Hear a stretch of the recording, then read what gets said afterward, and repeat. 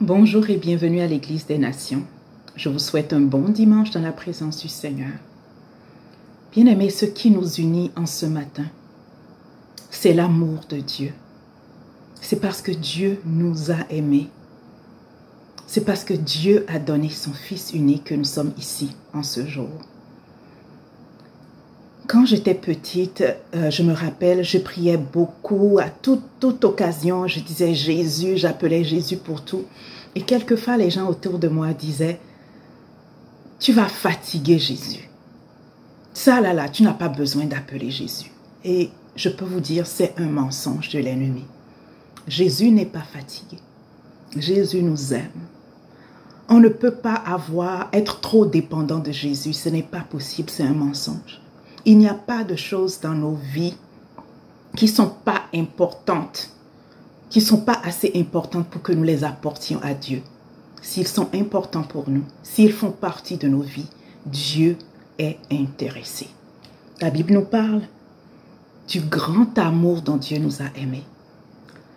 Et dans Éphésiens 3, Paul prie et il dit, si seulement nous pouvions comprendre la longueur, la largeur, la hauteur et la profondeur de l'amour de Dieu. Bien-aimé, que personne ne nous mente pour nous dire qu'il y a quelque chose dans nos vies qui n'intéresse pas Dieu. Nous pouvons tout apporter au Seigneur librement. Dieu ne s'ennuie pas en notre présence. Dieu aime notre présence. Dieu aime ses enfants. Et la Bible nous dit, dans Ésaïe 46, le verset 4, « Jusqu'à votre vieillesse, je serai le même. Jusqu'à votre vieillesse, je vous soutiendrai.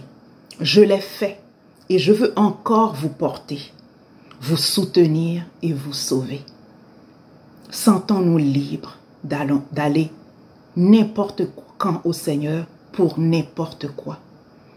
Et maintenant, dans cet esprit, je nous invite à louer le Seigneur avec le frère Gerson. À bientôt!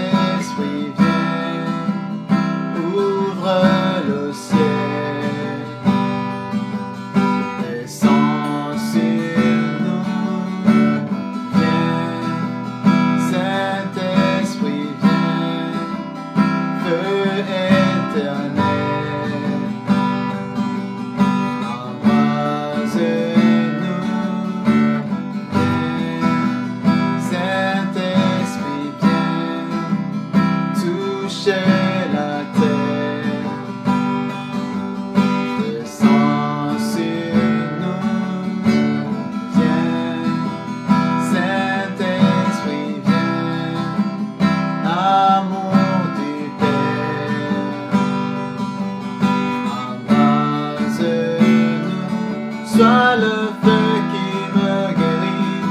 Sois l'amour qui me bénit. Voici mon cœur, voici mon cœur. Viens de verser ta tendresse au milieu de mes faiblesses. Je n'ai plus peur, je n'ai plus peur. Sois le feu qui m'a guéri, sois l'amour qui m'a béni. Voici mon cœur, voici mon cœur.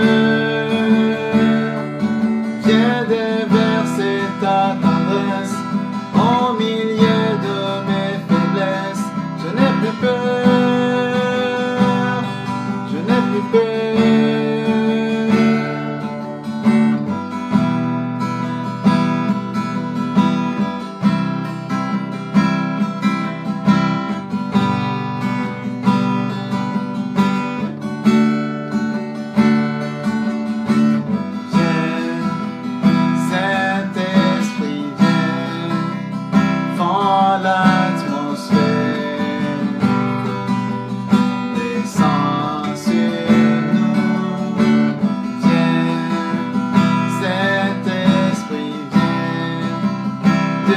Ta lumière envahis-nous, une pluie de guérison pour notre génération. Voici nos cœurs, voici nos cœurs, dans l'onction de ton esprit, dans l'amour qui m'envahit. Je n'ai plus peur,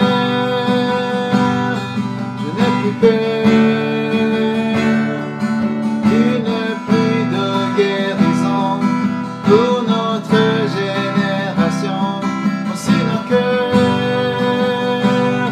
voici nos cœurs, dans l'onction de ton esprit, dans l'amour qui m'envahit.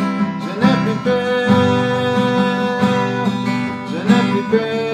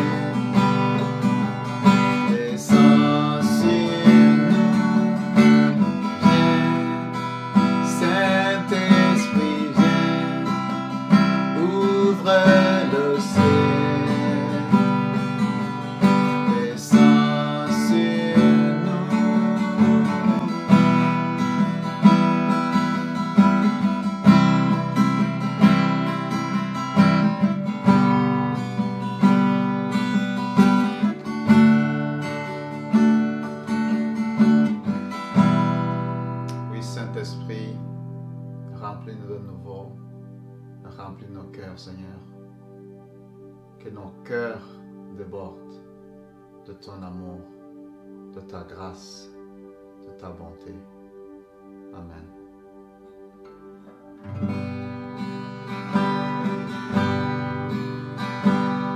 Dieu Tout-Puissant, en mon cœur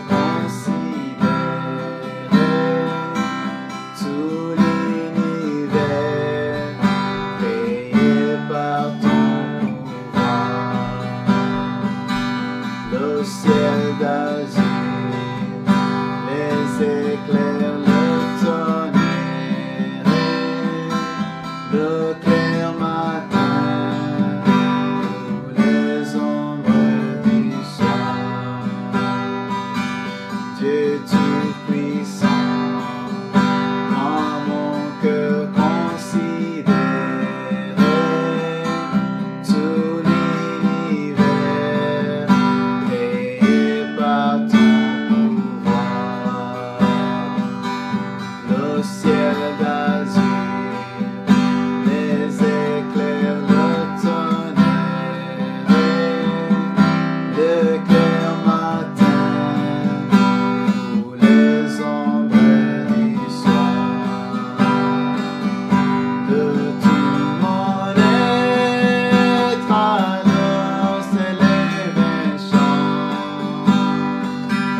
Dieu tout-puissant, que tu es grand. Petit mon aide, alors s'élève un chant. Dieu tout-puissant, que tu es grand. Petit mon aide, alors s'élève un chant. Dieu tout-puissant, que tu es grand. Petit mon aide, alors s'élève un chant. Dieu tout-puissant, que tu es grand.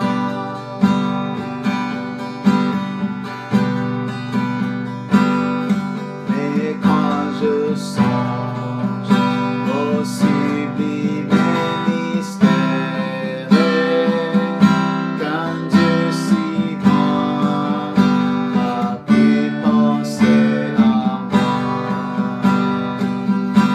et son cher Fils est devenu mon frère, et que je suis l'héritier du grand roi.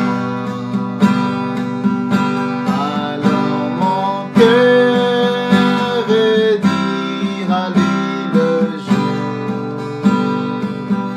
que tu es bon, ô Dieu d'amour.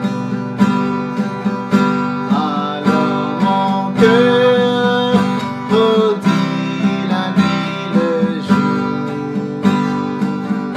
que tu es bon, ô Dieu d'amour.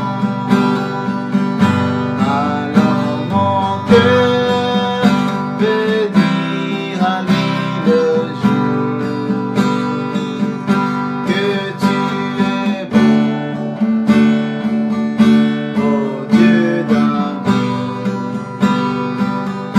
Alors mon cœur redit la nuit le jour que tu es bon, ô Dieu d'amour. Que tu es bon, ô Dieu d'amour. Que tu es bon, ô Dieu d'amour.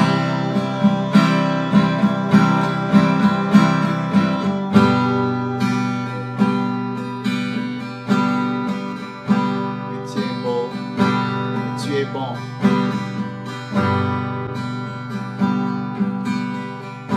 I stand in awe of you. I stand in awe of you. I stand in awe of you. I stand in awe of you. Holy God, to whom all praise is due. I stand in awe of you.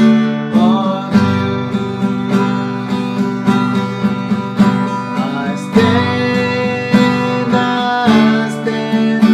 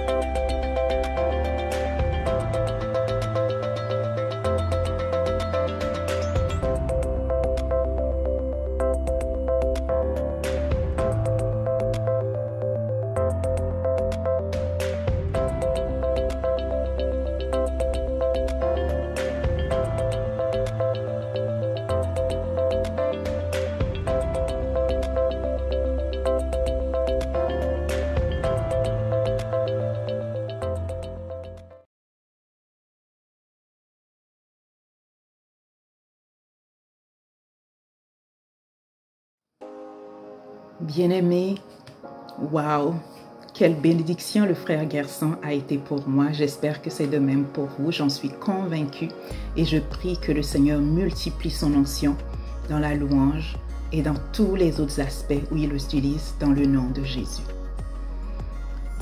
Dieu a tant aimé le monde qu'il a donné son Fils unique.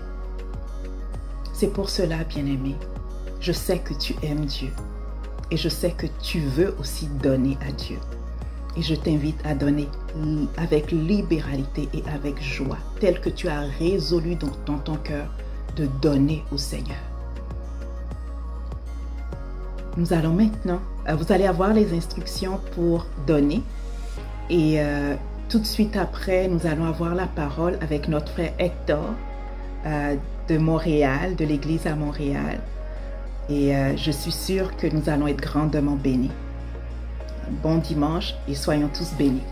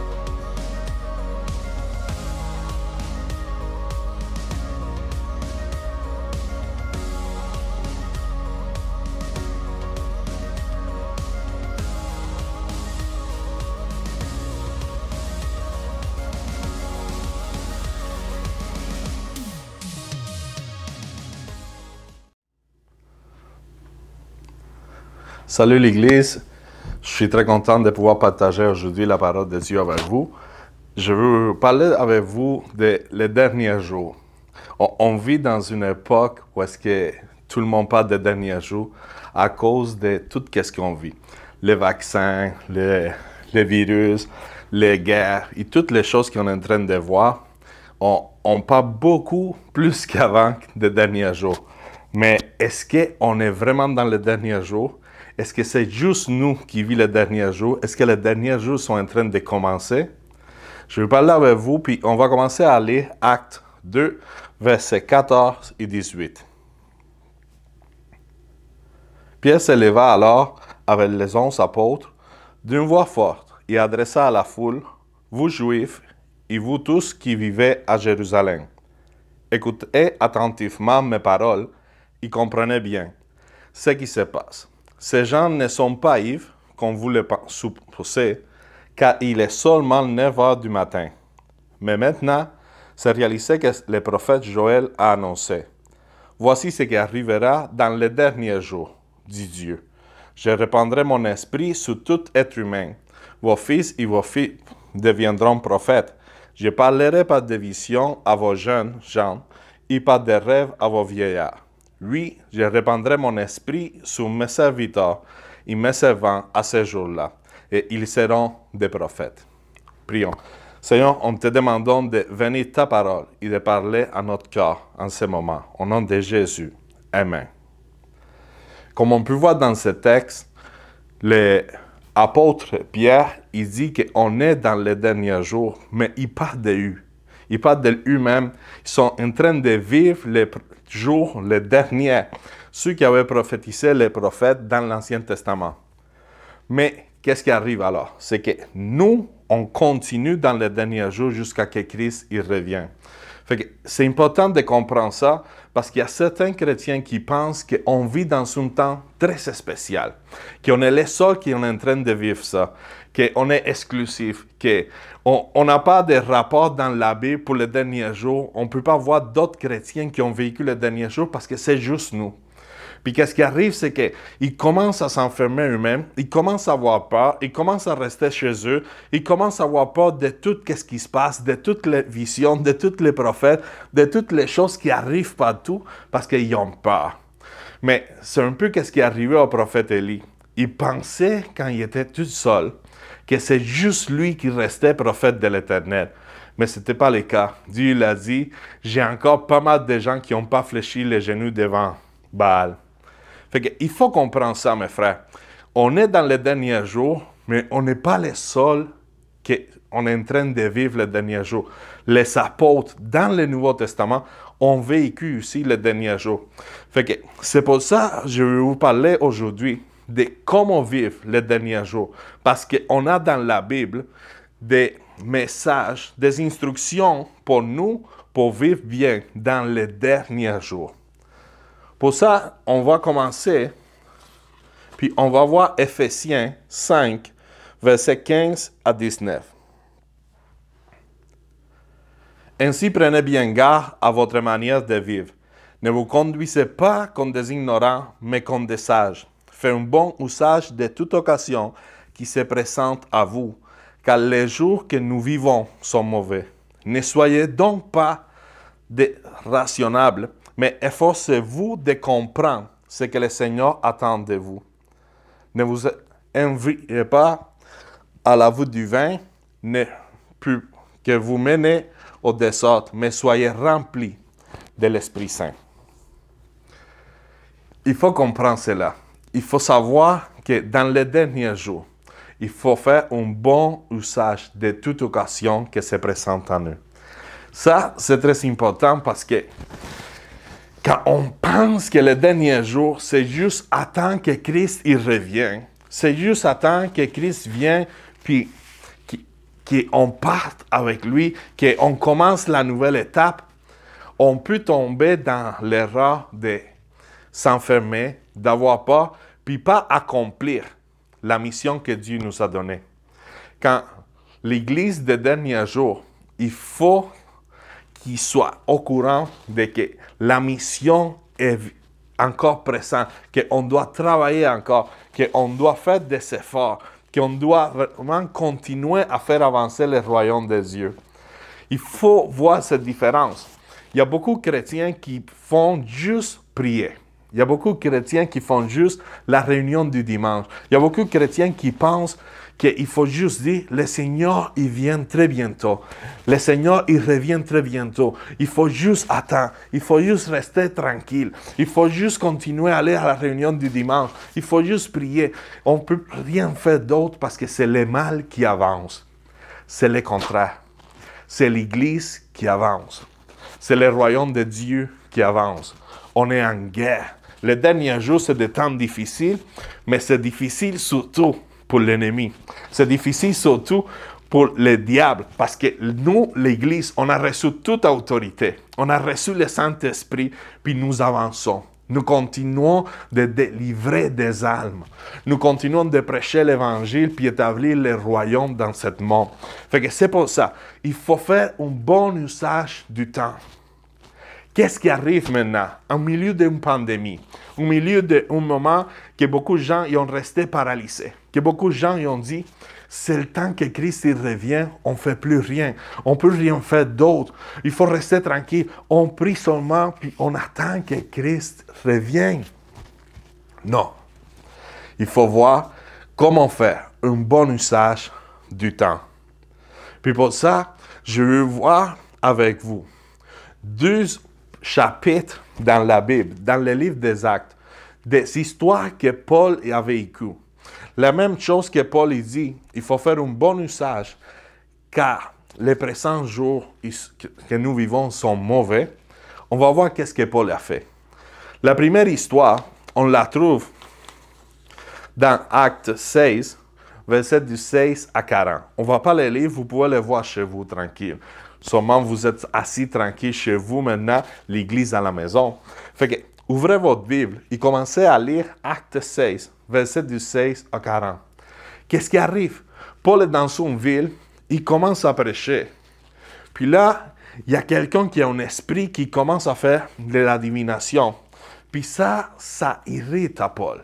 Paul, il prie, puis il demande à sortir de l'esprit qui est dans cette dame-là. Puis les propriétaires de cette dame-là, ils amènent Paul devant le gouvernement, les gens, les jurés de cette ville-là, pour les amener en prison.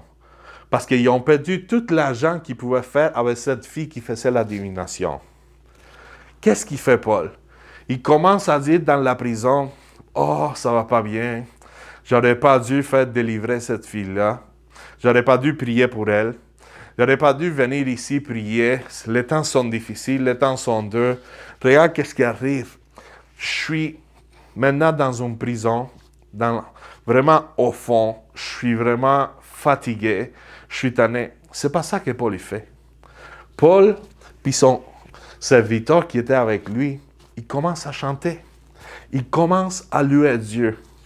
Parce que Paul, il savait que toutes les situations que lui vivait, Dieu, il les arrangeait pour faire avancer l'Évangile.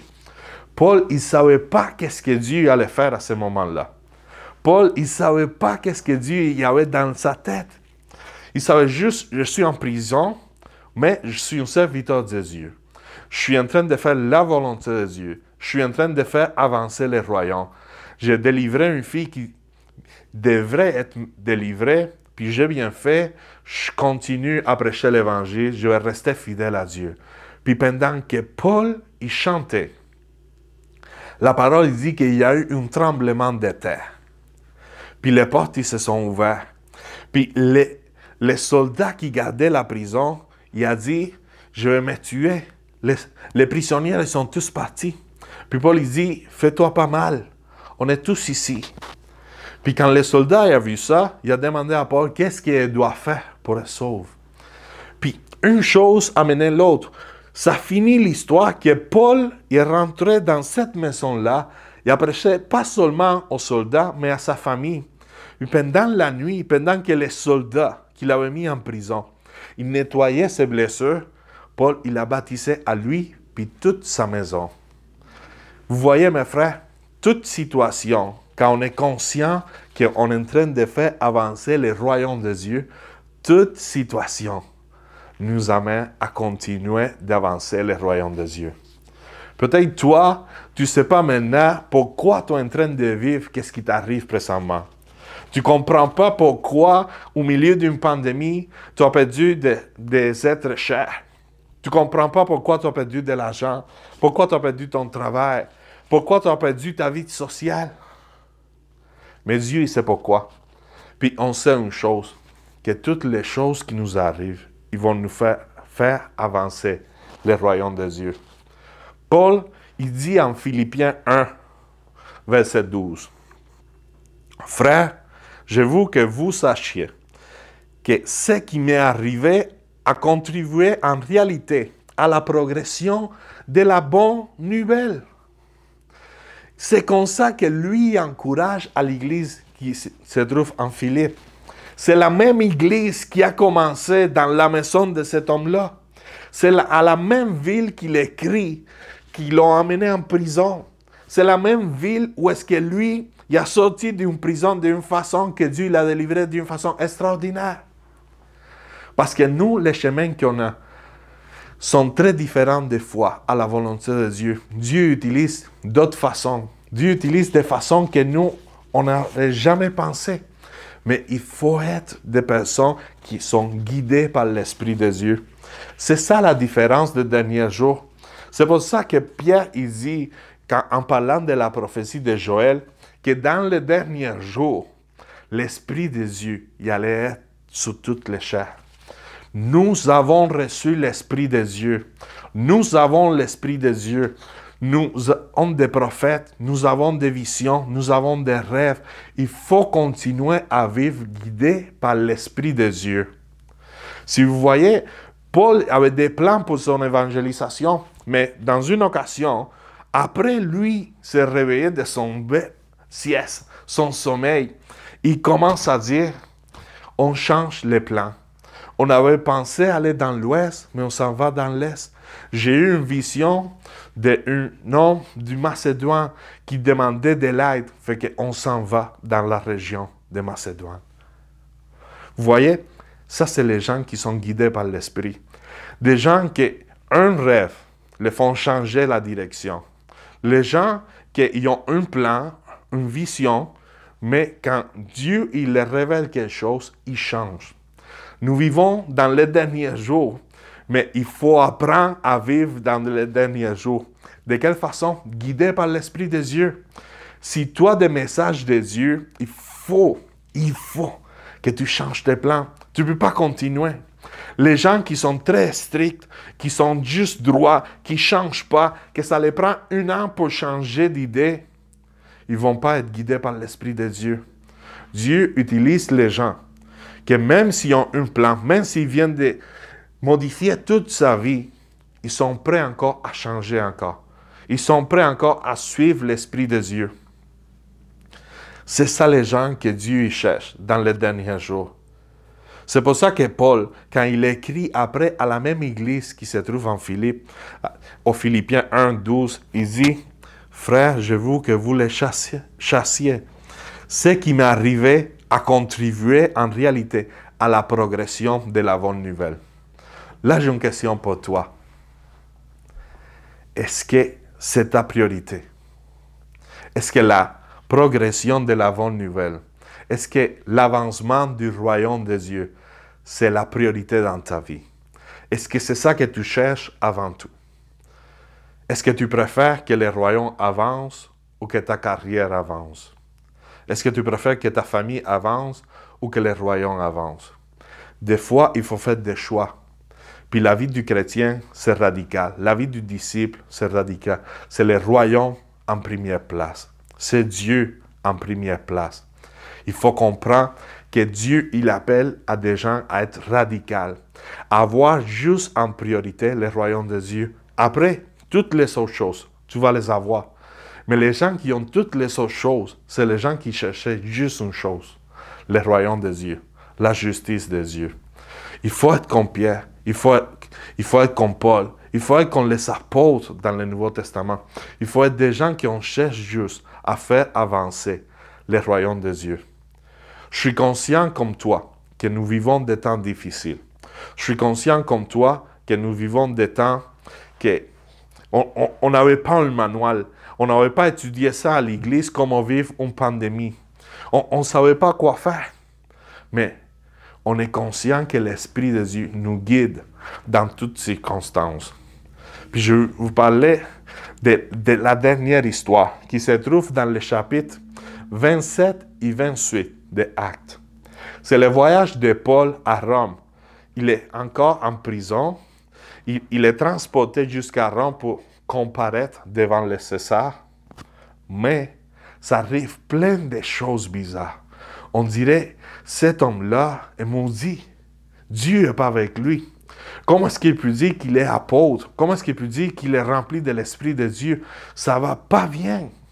Quand vous lisez juste de façon, avec des yeux humains, qu'est-ce qui arrive à Paul? On dit, c'est pas possible. Il vit des moments très difficiles. Mais Paul, il est conscient qu'il est en train de vivre de bonnes choses pour la progression de la bonne nouvelle, pour la progression du royaume de Dieu. Il était conscient que toutes les choses qui arrivaient, il faisait avancer le royaume. Seulement, tu connais l'histoire. Les bateaux, ils commencent à couler. Ils sont dans le naufrage. Ils sont complètement perdus dans la mer. Tout le monde a perdu l'espoir de vivre. Mais Paul est dans le bateau. Et Paul, il dit, je sais qu'on va continuer à vivre parce que l'ange de Dieu, il était avec moi. Puis il faut que j'aille à Rome prêcher l'Évangile. Tu vois, des fois, nous avons des désirs un peu différents. On commence à dire, je sais que Dieu va me garder en vie parce que j'ai encore du travail, j'ai encore des rêves. Je rêve de voir mes petits-enfants. Je rêve de voir mes enfants. Mais Paul, il dit rien de ça. Paul, il a juste une chose en tête. Il dit, il faut qu'il aille prêcher l'Évangile à Rome. C'est ça pour la raison pour laquelle Dieu m'a appelé, puis je vais le faire. Fait que, ne vous inquiétez pas, Dieu m'a donné la vie de tous les gens qui sont dans le bateau. On va survivre. Mais, ils ont tout perdu. Le bateau a coulé complètement. Ils ont vécu des jours incroyablement durs. Ils pensaient tous qu'ils allaient se mourir. Ils ont réussi à arriver dans une île. Puis là, quand ils sont dans une île, après des jours et des jours perdus dans la mer, Paul, il commence à ranger pour préparer un feu. Puis il y a un serpent qui a sorti du bois, puis l'a mordu.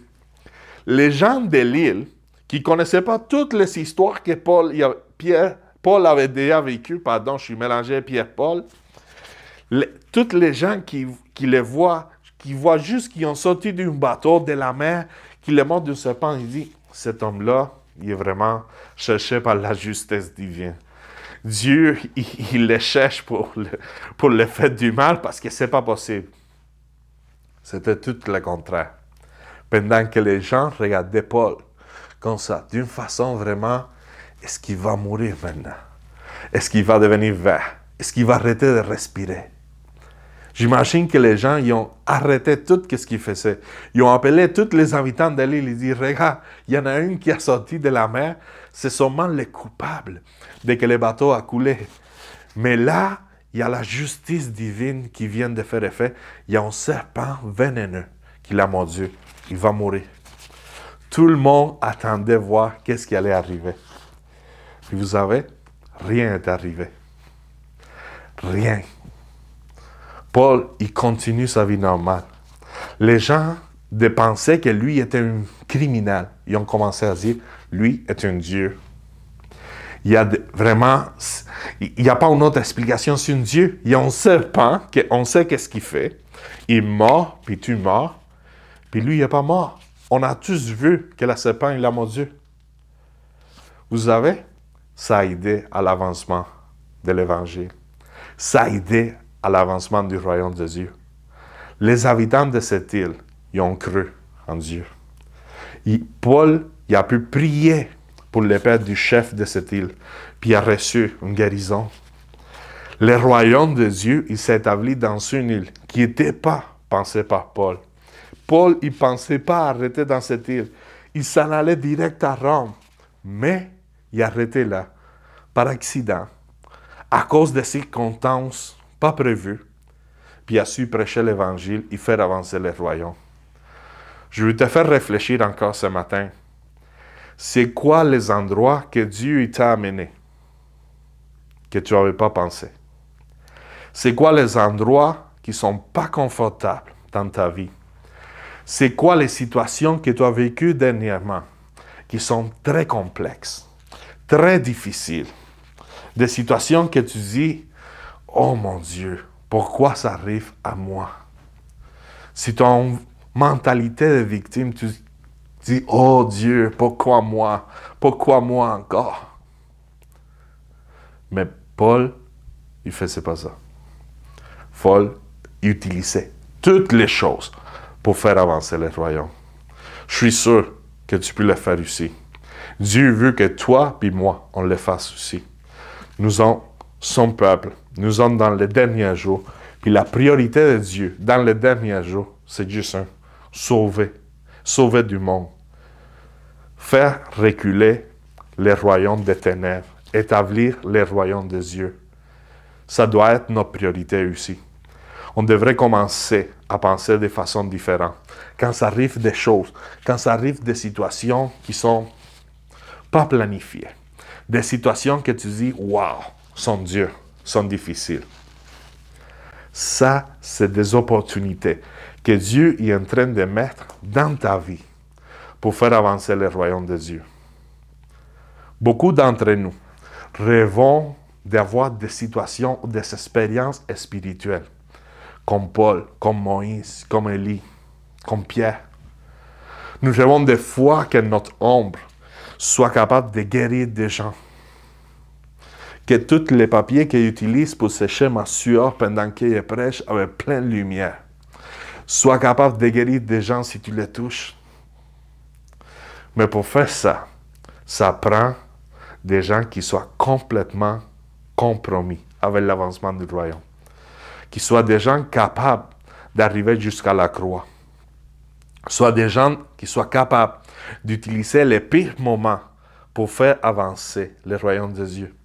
Que quand tu te trouves dans une situation difficile, que quand tu te trouves dans une chambre d'hôpital, malade, avec une familière qui est très grave, tu ne sois pas juste en train de penser à toi et à ta famille, sinon tu sois capable d'ouvrir tes yeux puis voir les gens qui sont à ton entourage.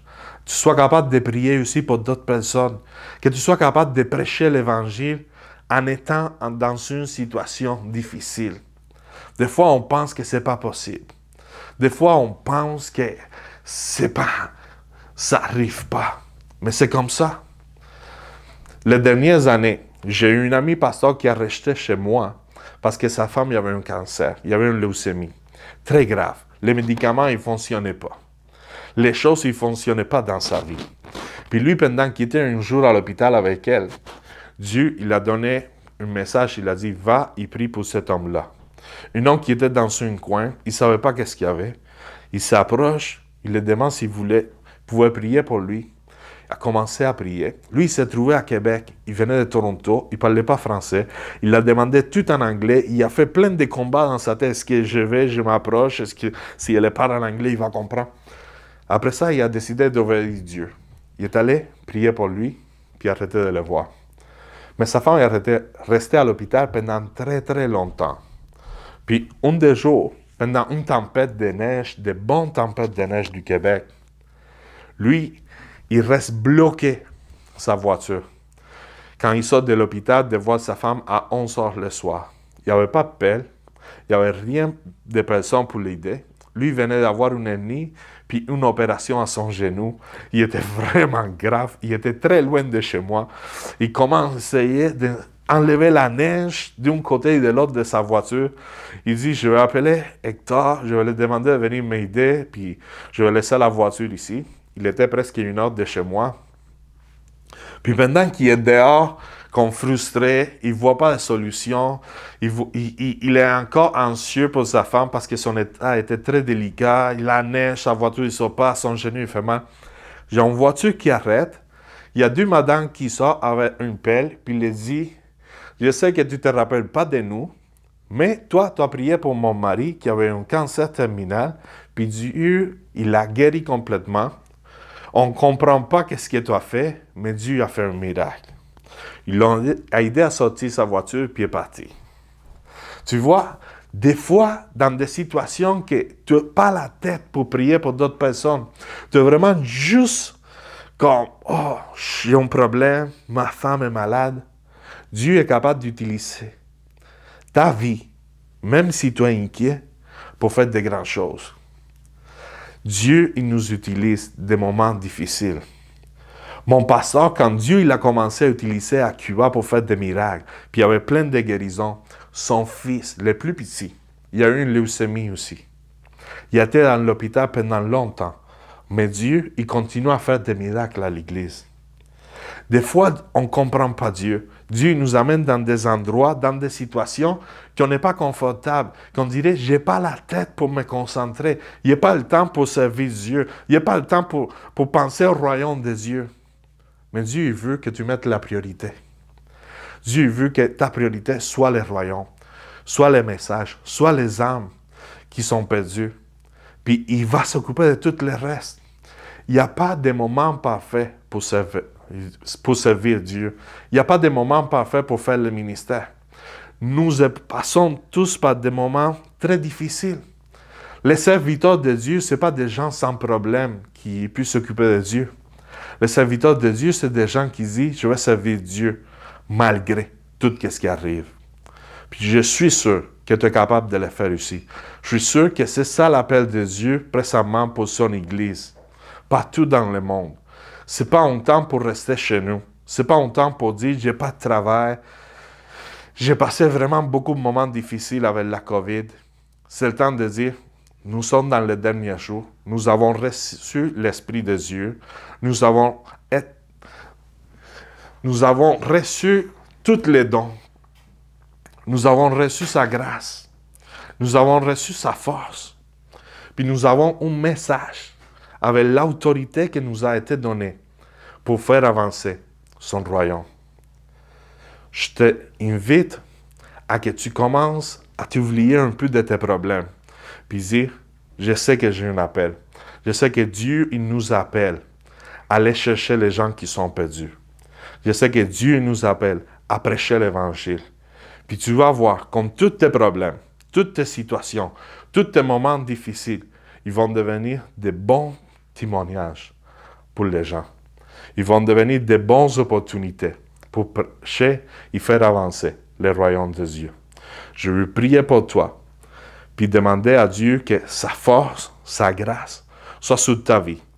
Puis t'élève sur tous tes problèmes et tu puisses prêcher et faire avancer le royaume de Dieu, là où tu te trouves en ce moment. Dieu, au nom de Jésus, je te demande pour la force, pour la sagesse de tous mes frères qui m'écoutent, pour qu'ils puissent faire avancer le royaume, malgré toute la situation. Je te demande que tu les aides à qu'ils puissent mettre en première place ton royaume. Puis ils puissent voir comment tu fais tous les arrangements possibles pour régler tous ces problèmes. Au nom de Jésus. Amen. Que Dieu te bénisse et que tu puisses continuer à faire avancer le royaume de Dieu. Amen.